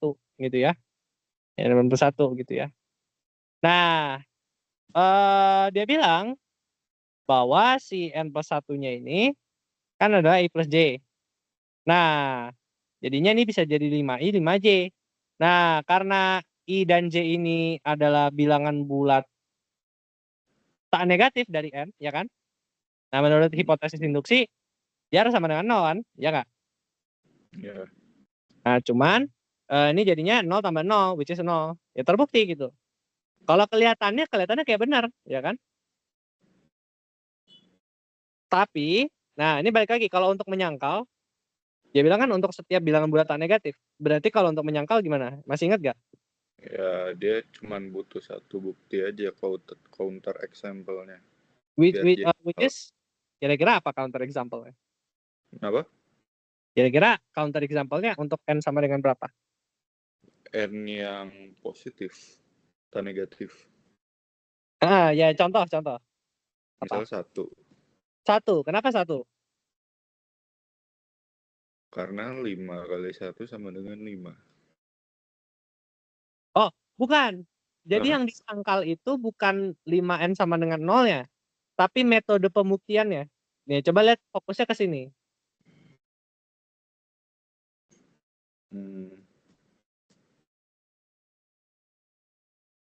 Sebenarnya iya benar juga sih gua kayak gitu. Tapi yang mau dibantah dari sini tuh bukan pernyataannya.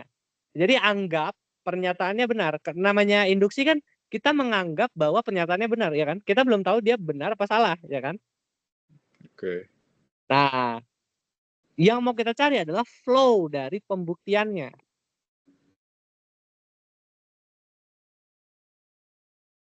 Kalau kita bisa menemukan flow, maka pembuktiannya jadi invalid gitu.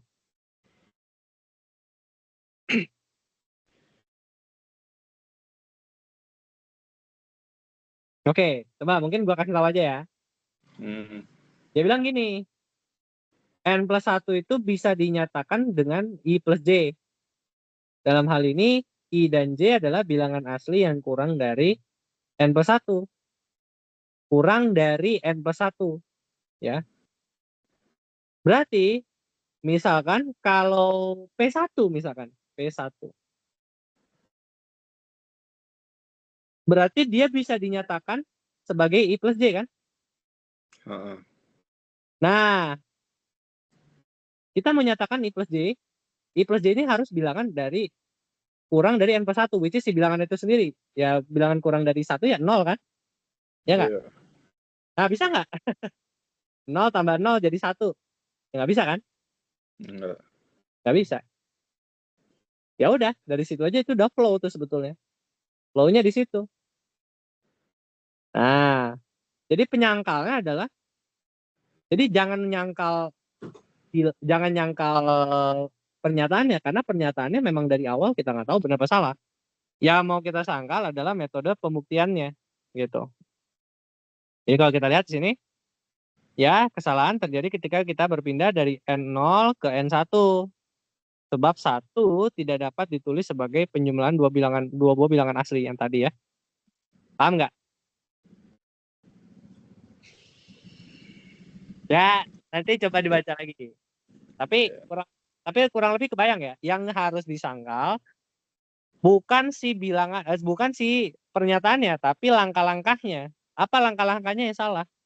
Ya misalkan kayak gini, dia mengasumsikan bahwa si N+1 ini bilangan apapun itu bisa dituliskan sebagai bilangan asli, penjumlahan dari bilangan asli yang kurang dari bilangan tersebut. Ya berarti cara membuktikannya, ambil satu bilangan asli, coba bilangan asli yang tidak bisa dinyatakan sebagai penjumlahan dari dua buah bilangan asli gitu. Paham nggak? Oke. Berarti Oke. ya yang induksi matematik ini udah aslinya teoremanya udah benar, cuma kita nyari pembuktiannya aja. Bukan, kan baik lagi. Ini pernyataan, namanya induksi kan itu membuktikan pernyataan itu benar atau salah. Jadi pernyataannya itu di awal netral, tidak tahu dia benar, tidak tahu dia salah. Gitu. Ini kan teorema ini teorema itu kan perlu dibuktikan juga ya kan? Ya ini kita bagian dari membuktikannya. Nah, paham nggak? Tapi gimana cara kita tahu dia itu salah tapi bukan karena caranya salah tapi emang teoremanya nggak benar?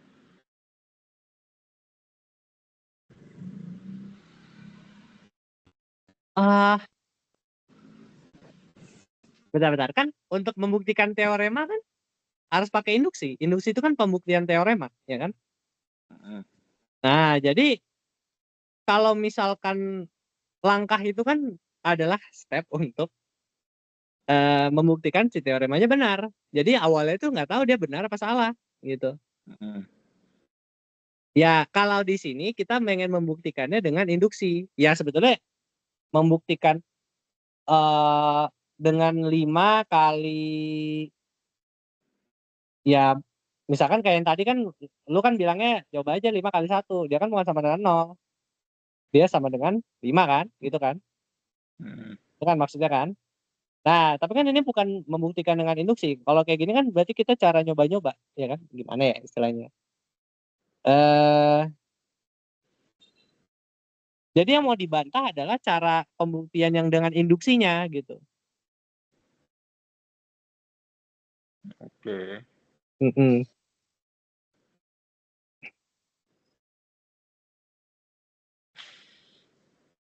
Ya, gimana ya? Ya pokoknya intinya adalah tapi memang ya sebenarnya kalau kita pikir-pikir juga ya, siapa orang yang membuktikannya kayak gini ya? Ya ini dari awal memang sebenarnya kita udah tahu, maksudnya secara intuisi kita tahu bahwa ini salah. Tapi kan misalkan kita di present oleh orang untuk membantah dia punya induksi, kan induksi itu membuktikan dia salah atau benar gitu kan ya. Nah bisa kalau kayak sekilas kan ini kayak kelihatan benar kan? Ya induksinya terlihat baik-baik saja gitu. Padahal kita tahu bahwa dia salah. Nah, untuk untuk membantah dia punya argumen, ya kita harus tunjukkan bahwa si langkah-langkah dia itu salah. Makanya yang kita tunjukkan adalah si langkah induksinya yang salah gitu.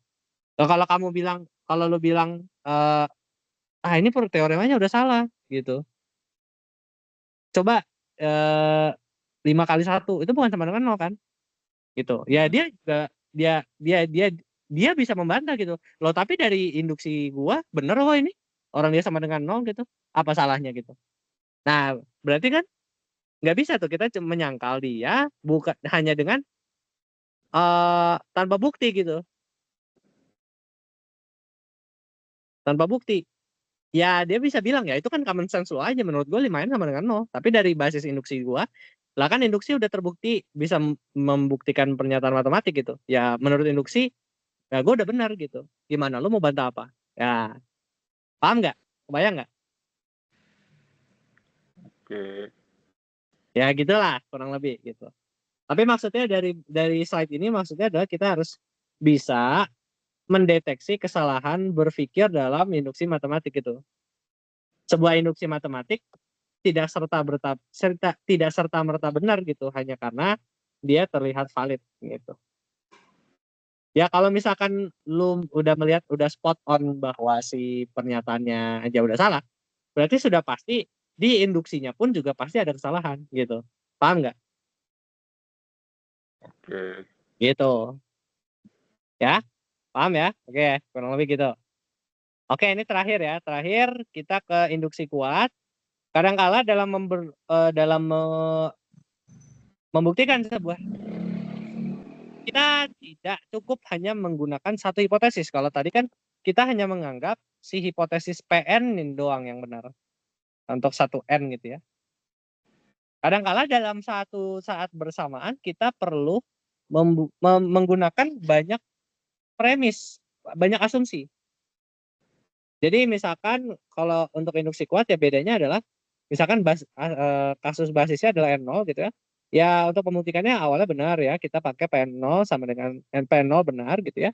Tapi kalau untuk membuktikan yang selanjutnya misalkan PN plus 1, kita tidak hanya mengasumsikan satu PN itu benar, tapi si dari mulai N0 sampai si N ya itu diasumsikan benar gitu. Oke, tapi mungkin belum kebayang ya. Contohnya begini. Katanya kan kayak domino. Iya, sebetulnya kayak domino, iya. eh Gimana ya? Sebenarnya kalau misalkan kita kita ini ya. Oke, mungkin kita lihat contohnya dulu ya. Mungkin kita lihat contohnya dulu. Mungkin akan lebih jelas kalau ngelihat contohnya. Gue pun juga baru mengerti perbedaannya ketika melihat contohnya. Oke, coba kita lihat ya. Contoh, bilangan bulat positif disebut prima, ya kan? Jika dan hanya jika dia hanya habis dibagi satu dengan dirinya sendiri. Itu kita setuju ya. Ya. Nah, dia bilang untuk membuktikan bahwa semua bilangan bulat n lebih dari 2, itu dapat dinyatakan sebagai perkalian dari satu atau lebih bilangan prima, gitu ya. Kita ingin membuktikan bahwa setiap bilangan bulat yang lebih dari 2 itu dapat dinyatakan sebagai perkalian dari satu atau lebih bilangan prima. Contoh kayak misalkan 8, itu kan perkalian dari 2 kali 2 kali 2, ya kan? Bilangan prima kan? Atau 16 ya. Ini faktorisasi bilangan prima sih. Jadi ini 2 kali 2 kali 2 kali 2 ya kan? Atau misalkan 30. Ini kan berarti 3 kali 2 kali 5 ya kan? Nah, gimana cara membuktikan bahwa dia adalah bilangan apapun di atas 2 selalu bisa dibuktikan bahwa dia bisa dinyatakan sebagai perkalian dari dua buah bilangan prima. Nah, basisnya kan 2 itu sendiri kan? Ya 2 dapat dinyatakan sebagai perkalian dari satu buah bilangan prima, yaitu 2 itu sendiri. 2 sama dengan 2, ya kan? Iya. Ya. Oke. Gimana kalau yang lain? Misalkan nah, langkah induksinya ini induksi kuat nih. Kalau induksi kuat, kita asumsikan bahwa si 2, 3 sampai n ini bisa dinyatakan sebagai perkalian satu atau lebih bilangan prima. Asumsinya. Ya. Maka kita ingin menunjukkan bahwa, oke, mungkin gue jelasin pakai tulisan ya. Sekarang gimana kalau kita ingin membuktikan bahwa n plus 1 itu adalah sebuah bilangan yang bisa memenuhi syarat yang tadi. Nah, caranya adalah, coba ngintip dikit. Oke.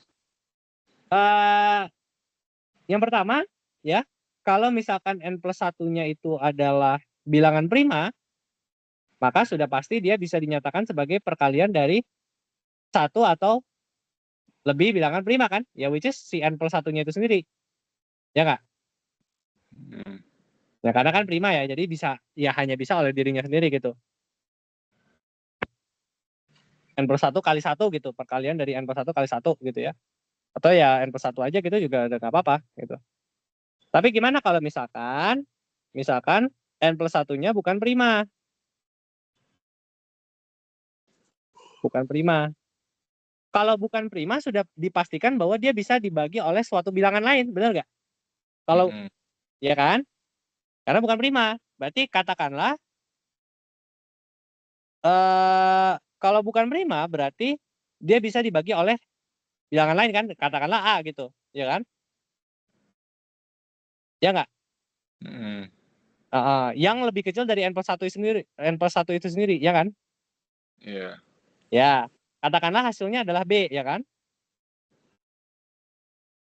Dan karena dia habis bagi, maka nggak ada sisa kan? Maka harusnya kan ada sisa berapa gitu ya. Tapi karena nggak ada sisa ya jadi kayak gini. Maka kita bisa bilang bahwa N plus 1 itu bisa dinyatakan oleh sebuah perkalian A kali B kan? Ya kan? Benar nggak? Iya. Nah, tapi kalau kita lihat A dan B ini kurang dari N plus 1 nggak? A-nya ini tadi ya kita lihat pembaginya pasti harus kurang dari N plus 1 kan? Biar si B-nya ini nggak desimal ya kan? Berarti A-nya ini pasti akan kurang dari N plus 1. Nah, B-nya ini kan hasil pembagian dari N plus 1. Ya, hasil pembagian kan dengan A-nya ini lebih dari 1 pasti akan kurang dari N plus 1, ya kan? Benar nggak? Iya. Nah, tapi dia nggak mungkin 0 kan? Ya nggak? Enggak. Nggak mungkin. Nah, menurut hipotesis induksi kita, karena A dan B ini adalah kurang dari N plus 1, ya, dan dari hipotesis dari langkah induksi kita sudah mengasumsikan bahwa apapun bilangan yang kurang daripada si N, ya kan? Nah, ini kan kurang dari N ya, si A dan B ya. Orang dia kurang dari N plus 1, maka dia pasti kurang dari N kan? Salah sih kebalik. Ini lebih tepatnya, gimana? Tapi nggak mungkin juga sih ya. Nggak mungkin juga si A-nya ini kurang dari N plus 1, ya kan? Nggak mungkin dia sama dengan N plus 1. Kalau dia sama dengan N plus 1 kan jadi 1, ya kan? Iya, dia prima tuh. Nah, dia prima, ya kan? Nah, maka ini jadinya pasti kurang dari N plus 1, which is si N itu sendiri kan. Ingat, kita ngomong tentang bilangan integer. Berarti kalau nggak dia kurang dari N plus 1, maka sudah pasti dia akan kurang dari N gitu ya. Nah, maka menurut hipotesis induksi, apapun bilangan di bawah N, termasuk si N itu sendiri ya, dia bisa N sih ya, dia bisa N, maka sudah pasti dia bisa dinyatakan oleh perkalian satu atau lebih bilangan prima.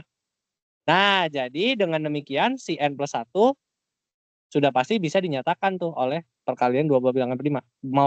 Mau dia kasusnya prima, mau dia kasusnya nggak prima, maka dia bisa dinyatakan. Gitu. Nah, dan ini hanya bisa dibuktikan dengan induksi kuat. Kenapa? Karena kalau misalkan hanya induksi biasa, kita hanya mengasumsikan bahwa si N-nya itu hanya N doang, hanya satu kasus doang. Dia nggak bisa simultaneous 2, 3, 4 itu nggak bisa. Dia hanya satu kasus doang, N doang gitu. Dalam membuktikan hanya N doang yang berlaku gitu. Kalau ini semua bilangan dari 2 sampai N itu berlaku tuh di hipotesis induksinya. Paham nggak sampai sini? Ya, nanti dipelajarin lagi deh. Ya, intinya adalah ketika kita perlu banyak kasus yang kita tinjau, ya kalau di sini kan kita perlu dua bilangan yang kita tinjau, gitu. Nah, sehingga perlu induksinya kuat gitu. Harus mengasumsikan dari apapun bilangan sebelum N itu juga berlaku gitu.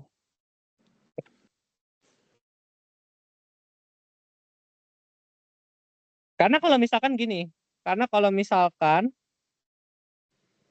N-nya sama dengan 3 gitu ya. Misalkan N sama dengan 3 mau kita buktikan bahwa dia bisa dibagi dengan gimana ya? Eh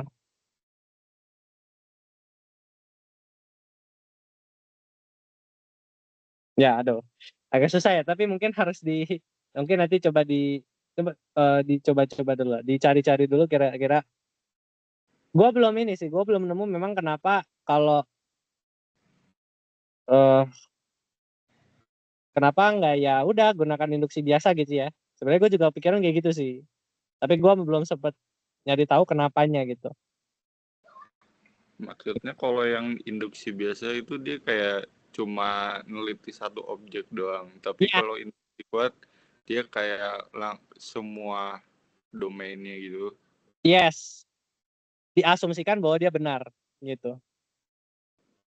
Semua objeknya itu dari sebelum n itu diasumsikan premisnya benar gitu. Oke, oke. Jadi pembedanya situ ini kan maka ini kan dia makanya dia tulis di sini asumsinya Pn0 sampai Pn dari kasus basis sampai si Pn-nya itu benar gitu. Gitu. Soalnya kalau induksi biasa dia hanya mengasumsikan apa? Pn-nya doang, kasus ujungnya doang benar gitu. Makanya nggak cukup.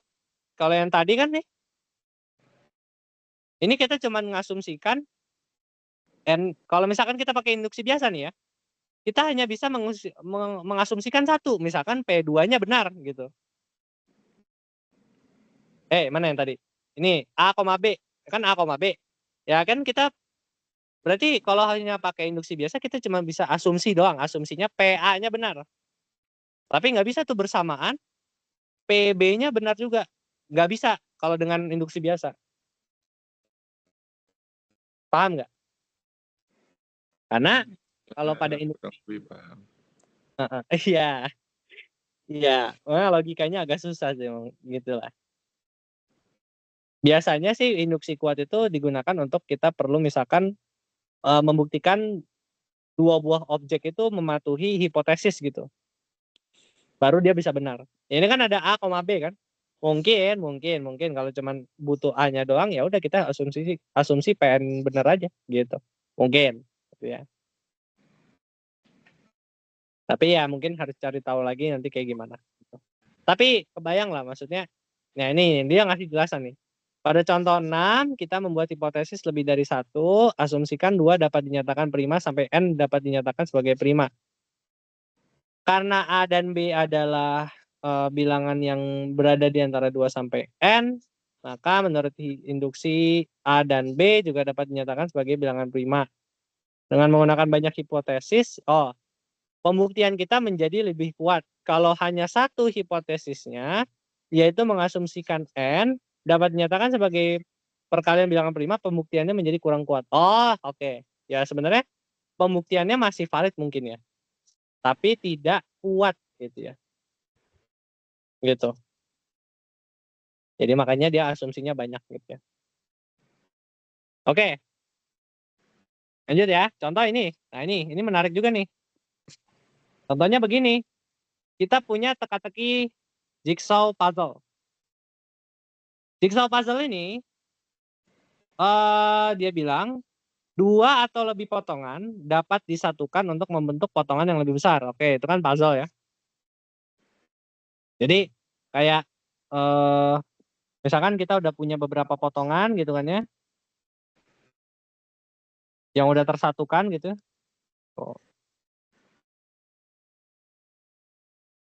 Misalkan seperti ini, kayak jelek ya gambarnya. Oke, set gini. Yang misalkan udah disatukan kayak gini. Nah ini sebenarnya bisa digabungin tuh sama yang lain, potongan yang lain. Misalkan eh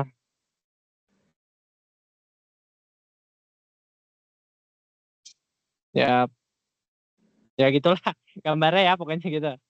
Jadi Ya, maksudnya adalah misalkan kita udah punya potongan ini nih. Ini misalkan kita punya potongan satu lagi nih yang ini. Nah, itu bisa digabung juga. Jadi kita nggak harus satu individual kita gabungin. Tapi kalau misalkan ada 2 potongan yang terpisah tapi dia double untuk disatukan ya bisa disatukan lagi, bisa disatukan gitu. Paham nggak? Aman ya? aman, aman. Oke. Jadi intinya gitu. Permasalahannya apa? Permasalahannya adalah kita gimana nih? Oke. Jadi dia bilang blok-blok dengan batas yang cocok dapat disatukan membentuk blok yang lain yang lebih besar gitu. Misalkan ini kita punya satu blok, dia cocok dengan blok yang ini bisa disatuin gitu ya. Oke. Dan pada akhirnya kalau semua potongan disatukan, dia akan jadi satu blok ya kan. Nah, maka ketika misalkan nih tinggal satu langkah lagi nih. Jadi permainan puzzle-nya ini udah kita satukan yang ini udah kita satukan, tinggal kita satukan yang antara yang satu dengan yang dua kan. Baru selesai kan tuh, ya kan? Nah, menurut ada teorema yang mengatakan bahwa dengan kalau kita punya n potongan, ternyata selalu diperlukan hanya n-1 langkah untuk memecahkan si teka-teki itu. Dalam artian kalau kita punya n potongan puzzle, maka hanya diperlukan n-1 langkah untuk agar si puzzle-nya itu tersolve gitu. Nah, kenapa bisa gitu? Ya. Nah, mungkin sebelum ke slide selanjutnya. Jadi pikirkan seperti ini. Pikirkan misalkan ya. Ya ini kita dihapus dulu. Oke, jadi seperti biasa kita punya basis ya. Basisnya n sama dengan berapa? 2 Berapa tuh. potongan? Kenapa? 2 tuh. 2. Ingat kalau misalkan n potongan, kita perlu n-1 langkah. Sebenarnya bisa juga dong kalau misalkan n sama dengan 0. N sama dengan 1. Kalau satu potongan ya udah kan udah selesai. Langkahnya 0 tuh. Langkahnya 0, nggak diapa-apain. Kan itu berarti puzzle. Bisa aja dong ada puzzle yang cuman dia punya satu potongan gitu. Potongan ini. Hypothetically gitu ya. Ya nggak?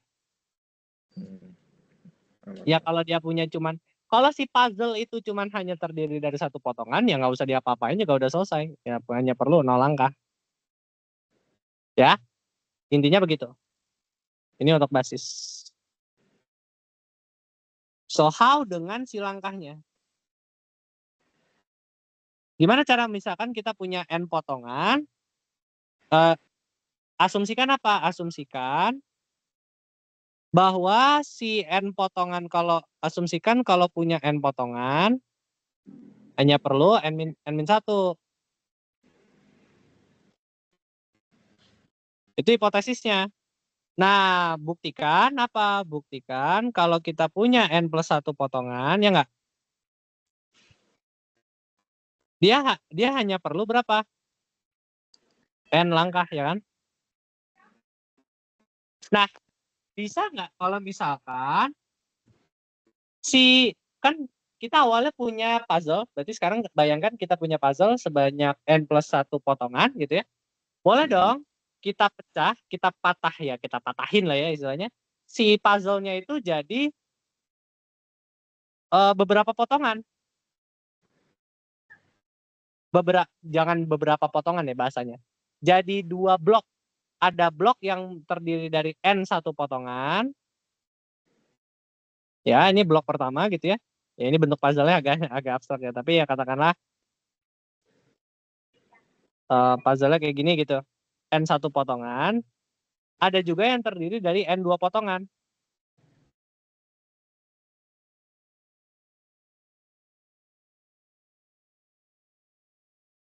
Tapi dengan syarat bahwa apa? Jumlahnya harus sama dengan N+1, ya kan? Benar nggak? Ya nggak apa-apa. Nggak apa-apa dipecah. Asalkan jumlah potongannya tetap sama kan? N+1 kan? Ya kan? Iya. Nah, tapi karena kita udah pecah, sudah dipastikan bahwa dia tidak mungkin sama dengan N+1 kan? N1 sama N2-nya. Pasti kurang dari N+1, ya kan? Masing-masing bloknya. Ya nggak? Jadi dijamin bahwa N1 sama N2 ini pasti kurang dari sama dengan N. Kan bisa jadi N1 itu N, N2-nya 1 ya kan? Jadinya dijamlahin jadinya N+1 ya kan? Boleh aja kan? Yeah. Tapi itu kasus paling ekstrimnya gitu. Jadi batas atas si N1 sama N2-nya pasti N gitu. Nah, karena dia kurang dari N, ya kan? Nah, inilah kenapa kita harus pakai hipotesis dengan yang induksi kuat.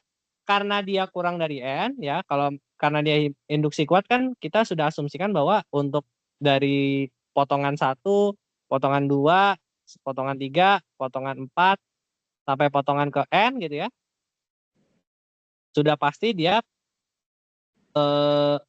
berlaku tuh hipotesisnya, which is dia perlu N-1 langkah.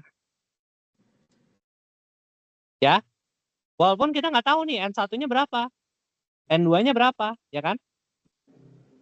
Belum tentu dia sama dengan N kan, ya nggak? Bener nggak? Tapi yang sudah pasti dia pasti akan kurang dari sama dengan N. Bisa 2, bisa 4 gitu. Nah, dengan demikian, maka total langkahnya untuk N+1 adalah, untuk yang N1 berarti kita perlu berapa langkah? Menurut hipotesis N-1, ya kan? N1 min 1. Karena kan jumlahnya sebanyak N1. Berarti untuk menyelesaikannya adalah N1 min 1. Paham? Paham. Oke, kemudian ditambah dengan langkah yang diperlukan untuk menyelesaikan si blok yang kedua, N2. Berarti N2 min 1, ya kan? Paham? Oke. Oke. Kemudian, nah kita kan udah menyelesaikan blok yang ini. Kemudian kita sudah menyelesaikan blok yang ini. Nah, sisanya untuk menyelesaikan keseluruhan puzzle, kita gabungkan si N1 sama N2, ya kan? Digabung tuh, diutuhin lagi, ya kan? Maka kita tambah dengan 1 langkah nih. Nah, ya udah kita sederhanakan jadinya N1 plus N2 tambah 1. Ya nggak? Tapi karena N1 tambah N2 itu tadi menurut N1 plus N2 min 1 ya. Karena ini kan min 1 plus 1 ya. Karena menurut kesepakatan N1 tambah N2 adalah N plus 1, berarti ini jadinya N plus 1 tambah 1, kurang 1. Berarti butuh berapa langkah?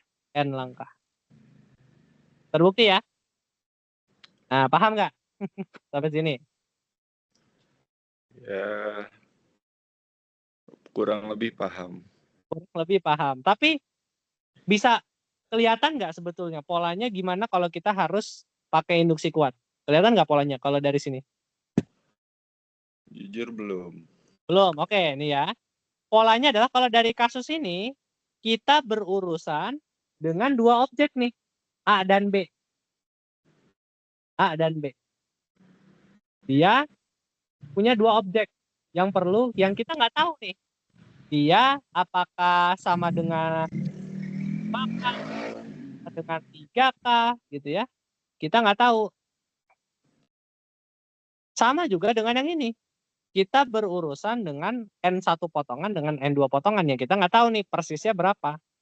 Maka untuk biar dia lebih rigid pembuktiannya, maka haruslah kita asumsikan aja jumlah-jumlah yang lebih dari N itu mematuhi hipotesis gitu. Paham nggak? Paham. Nah, disitulah pembedanya gitu. Kalau sebelum-sebelumnya kan enggak. Sebelum-sebelumnya kita hanya berurusan dengan yang objeknya 1 gitu. Jelas gitu ya. Contoh misalkan yang ini kan, ya ini jelas apa yang mau kita buktikan. Yang mau kita buktikan si PK plus 1-nya itu yang jadi masalah kan. Atau ya, kalau yang ini ya, kalau yang ini kita nggak berurusan nih. Yang tadi De Morgan. Yang mau kita buktikan adalah si AN-nya ini. Ya, karena yang sisanya udah jelas gitu. Maksudnya adalah ketika kita asumsikan N+1 tuh, nggak perlu kan kita perlu asumsi tambahan ya kan? Yang kita hanya perlu adalah asumsi si PN-nya itu aja. Paham sampai situ? Paham. Nah, di situ. Ini juga ya yang tadi ya. Yang kayak Sen tadi itu. Sen itu ya asalkan kita bagi kasusnya dengan benar gitu kan ya. Maka kita nggak perlu asumsi tambahan gitu. Gitu. Oke, sampai sini kebayang ya penggunaannya ya, perbedaannya ya. Oke. Dah, sampai situ sisanya ini juga sama. Ini kan batang-batang ini dipecah-pecah. Batang coklat bentuk persegi, ya nggak peduli apa lah persegi panjang atau gimana gitu ya. Tapi yang penting adalah kita punya awalnya coklat utuh, ya kan? Mau dipecah-pecah, mau dipatah-patahin, dia bilang pematahannya harus N-1 ya kan sebenarnya persis sama kayak yang tadi permasalahannya. Dipecah-pecah juga. Oke, sampai situ. Sisanya latihan soal ya.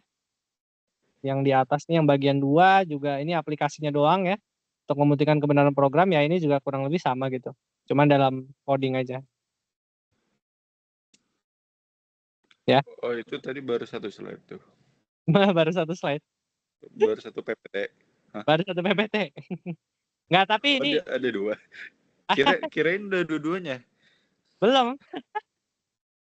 Kita lama tadi karena latihan soal banyak kan. Banyak banget kan kita latihan soalnya. Sebenarnya kalau PPT mah dikit materinya. Tapi ini sebenarnya sama sih. Ini yang PPT 2 nih pembuktian juga dan latihan soal. Makanya nggak dibahas. Gue nggak bahas yang itu. Oke, aman lah ya. Ini latihan mandiri juga kan. Dah. Induksi selesai. Dah. Nah ini kalau mau lihat nih penasaran latihan soal nih. Ya sama ini tahun lalu ya kan. Tahun lalu juga ya ini sama nih. Ini juga gampang kan. Basisnya berapa ya kan. Ini bisa ya cepat aja nih. Kan basisnya N sama dengan 1. Berarti kan pangkat 3 adalah 1 tambah 1 bagi 2. Ya ini kan 1. Ya kan. Coret aja nih. Kalau misalkan langkahnya paling ya. Berarti asumsi ini benar. Berarti N. Berarti mau dibuktikan bahwa 1 ini N pangkat 3. N plus 1 pangkat 3 sama dengan berarti berapa? N plus 1. N plus 1 pangkat N plus 2 ya. Ini pangkat 2 ya. Gitu kan? Ya udah tinggal ini asumsi. Asumsi ini apa? Asumsi adalah N plus 1 pangkat 2 tambah N plus 1 pangkat 3 ya kan? Ya udah tinggal ini coret-coret. N kuadrat, N plus 1 kuadrat bagi 4 tambah N plus 1. Nah, tinggal ini N kuadrat, N plus 1 kuadrat, 4, N plus 1 pangkat 3 bagi 4. Berarti ini N plus 1-nya bisa keluar, N kuadrat plus N plus 1, ya kan? Ya nggak?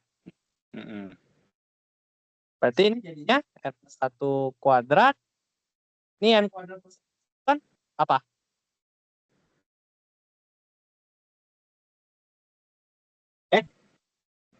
Benar nggak? Kayaknya. Ada 4-nya perasaan ya? 4 ya? Iya. Ini ya kan? 4 N plus 1. Berarti ini jadinya N kuadrat plus 4N plus 4 ya? Benar nggak? Iya. Ini bisa sederhanain nggak? Jadi apa? Jadi N plus 2 bisa nggak? 2 kuadrat. Ya ini persis N plus 2 kan? N plus 2 kuadrat bagi 4.